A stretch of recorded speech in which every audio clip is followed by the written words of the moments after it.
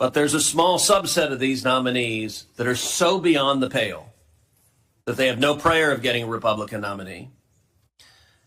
And frankly, if my Democrat colleagues valued the responsibility of the Senate's advise and consent, my Democrat colleagues would tell the White House these nominees are unacceptable. This first nominee, Charnel Beckelgren, is so amazingly unqualified, she may well have the title for the least qualified nominee I've seen in 11 years serving on this committee. When Senator Kennedy asked her what Article 5 of the Constitution was, she had no idea.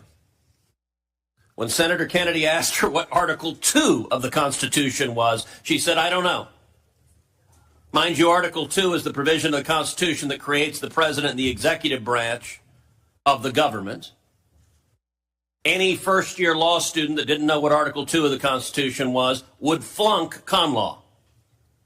This is not some obscure question about some Latin phrase no one should know. This is literally the basic architecture of our Constitution. By the way, Joe Biden has nominated her to be an Article 3 judge. Article 3 is right after Article 2. It creates the federal judiciary. I assume she doesn't know what that is either.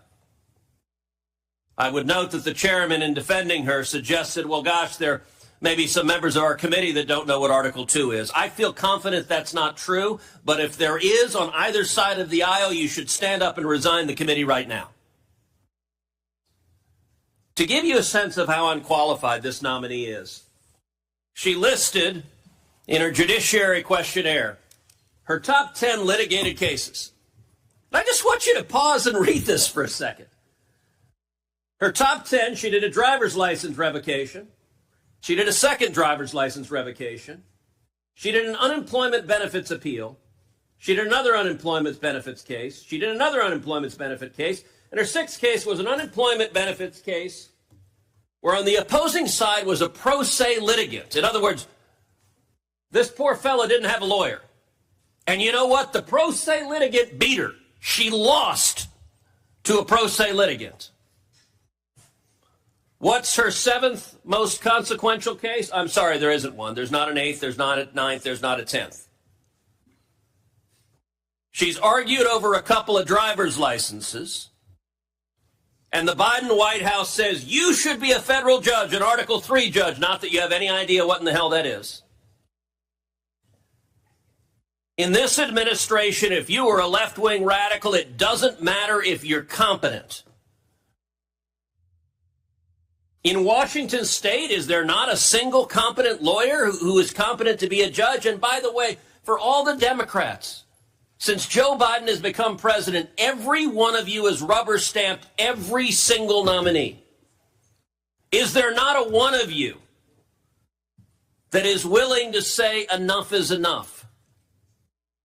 When Donald Trump was president on the Republican side, we confirmed some fantastic judges. But there were several we sent back that we said, no, you missed it on this one. There's not even one Democrat willing to say enough is enough. And by the way,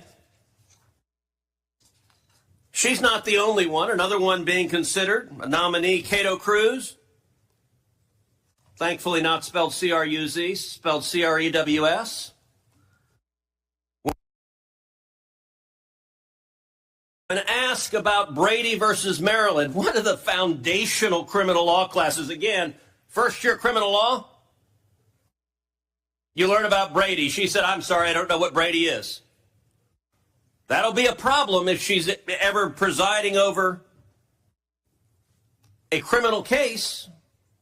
There are a number of members of this committee who have tried criminal cases. Do you know what Brady is? Of course you do. Because if you're remotely competent, you know what it is, not this judge.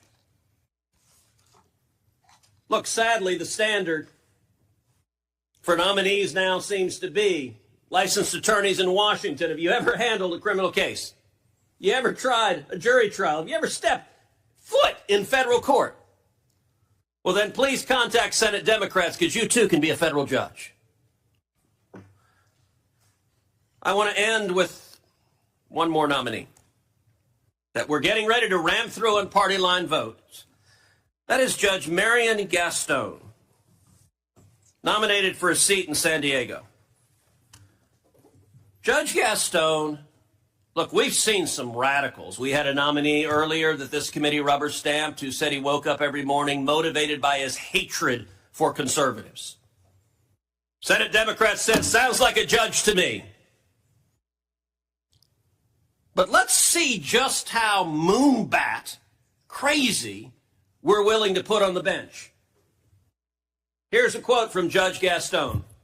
Children are not safer because registered sex offenders are prohibited from residing near schools, parks, daycare centers, and other places where children tend to gather. And in fact, Judge Gaston continued, let's go to the next one.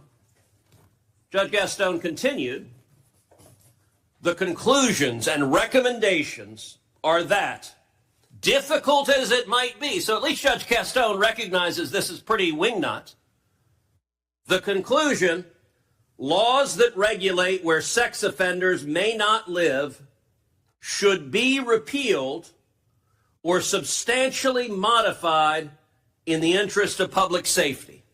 So I want you to understand the Joe Biden White House is saying a radical who wants sex offenders, who wants pedophiles to be able to live next door to daycares.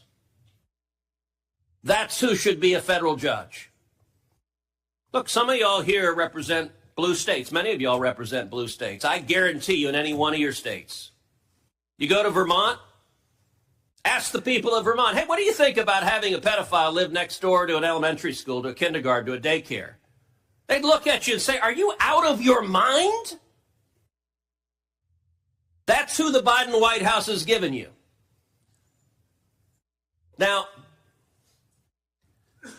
I genuinely don't understand why Senate Democrats on this committee don't have enough respect for the constitutional role of the Senate to exercise some check and balance on the White House.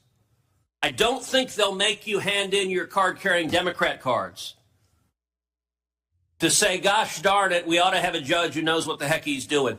John Kennedy has left bloody carcasses in this hearing from Trump nominees who didn't have sufficient experience to do the job.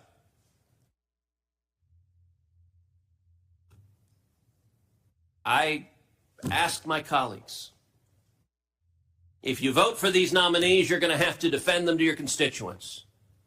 You're going to have to explain why a lawyer who handled a couple of driver's license revocations and doesn't know what Article 2 of the Constitution is should be a federal judge in charge of your life, your rights, and the law.